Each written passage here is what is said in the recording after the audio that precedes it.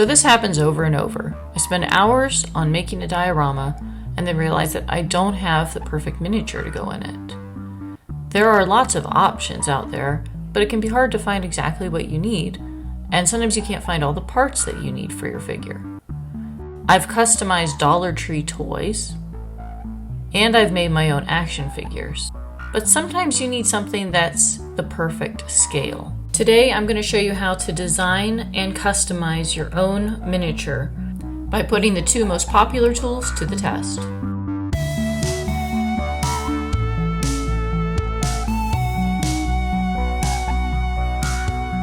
To begin our design comparison, we're going to start with Hero Forge, which is typically the most popular design platform. Hero Forge offers lots of ways to reposition and resize body parts, but I think the standout feature here is how many preset faces there are. There are really so many, and that's a big advantage over Eldritch Foundry, which we'll see later. There are dozens of different types of noses, mouths, chins, eyes, everything. There's also a tab for small edits, so you can edit each feature the way that you see fit. There are also plenty of options for hairstyles, and they have several textured hair and curly hair options, which is nice because sometimes in character creation you don't get very many of those. There's also facial hair options too. We also have the option to layer belts and vests and things like that over top of the torso clothing. There's also a ton of options for pauldrons and scarves. You can also sort each category by type or search for exactly what you're looking for. Since this character is my scientist for the lab that I made in my last video, I was looking for some cyberpunk style or sci-fi style tools, as well as a tool belt and just some other options like that to make her look like she's hard at work. Now we come to the fun part, which is posing. And we also get to play around with the facial expressions like I mentioned earlier, and you can mix and match them so that you can get the exact right expression that you want. It's also nice to be able to reposition the accessories on your figure.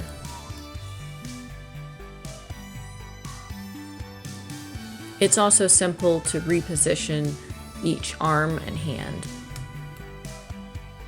Hero Forge offers a variety of printing options, but I like that they offer the STL download for $7.99, so that if you have a 3D printer or you know someone who does, you can get these printed to your specifications. If you're ordering a color figure from Hero Forge, you can color your figure in the platform. While I was making this, Eldritch Foundry had color available only in closed beta, so I wasn't able to experiment with that.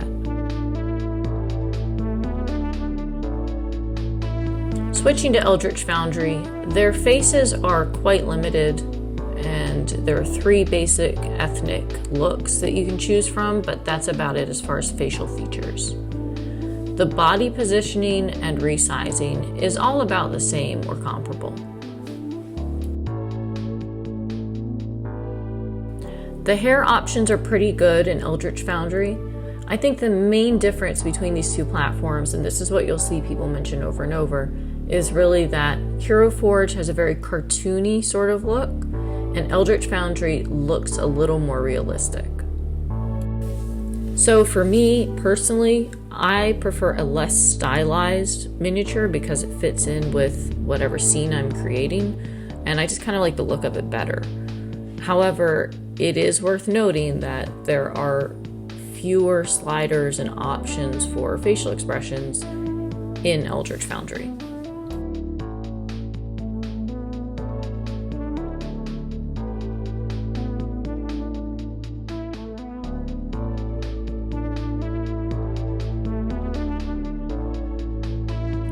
They have a pretty wide range of clothing options, ranging from 1950s style to steampunk to cyberpunk. And then of course there's typical fantasy garb that you would find.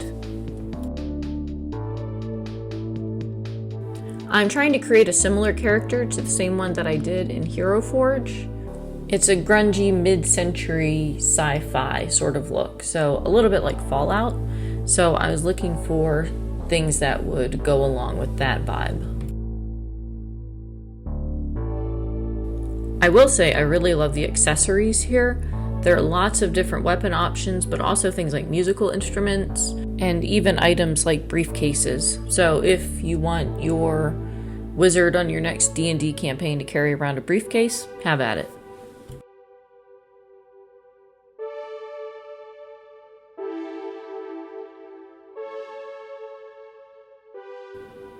Posing is pretty simple overall. You have slider options, but then you also have the positioning one that you can use on the screen with your mouse, so you can kind of fine-tune it a little bit. You can also change the size and not just the positioning of accessories, which is nice. Now that we have our figures made, let's take a look at the pricing for both of these platforms. Hero Forge has a lot of different printing options, but their main ones are plastic miniatures, which start at $19.99 and up, the premium plastic miniatures, which I believe are resin prints, are $29.99 and up, and the STL files are $7.99. Meanwhile, Eldritch Foundry sells high detail resin miniatures for $25, and their STLs are only $5. Now, this is where I really think that Eldritch Foundry excels, because they have what's called Eldritch Unlimited. With this membership option, you can pay monthly or yearly and get unlimited STL downloads and freeform posing. Now, this is not a commercial license, but you can print as many as you need for your own personal use, which I think is really nice.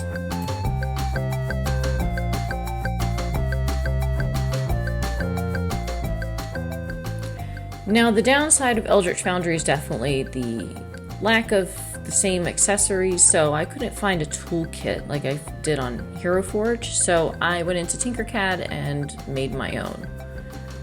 This is really the advantage, because I really like the idea that you can download the STL and customize a figure exactly like you want in Blender or any sort of program like that. So in this case, I'm able to make accessories and I can just put that onto the character.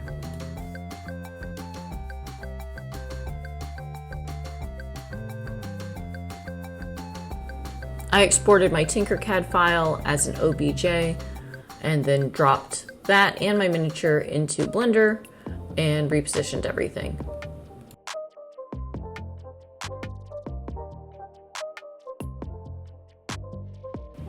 Here's a little sneak peek of a video that I'm thinking about making soon.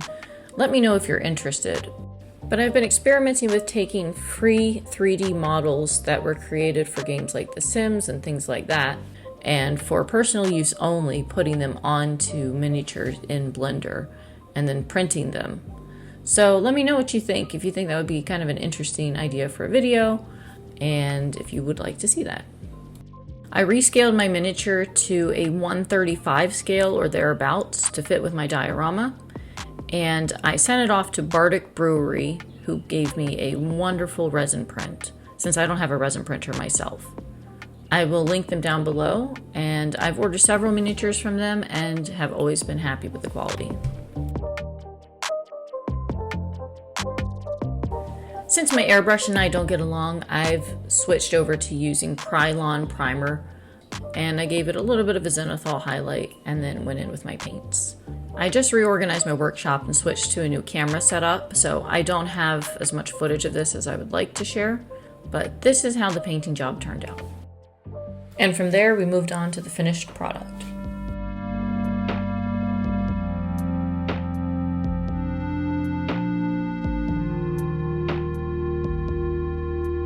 Whether you choose Hero Forge or Eldritch Foundry for your miniature needs, I love the option to be able to print something that's totally custom for each of my builds.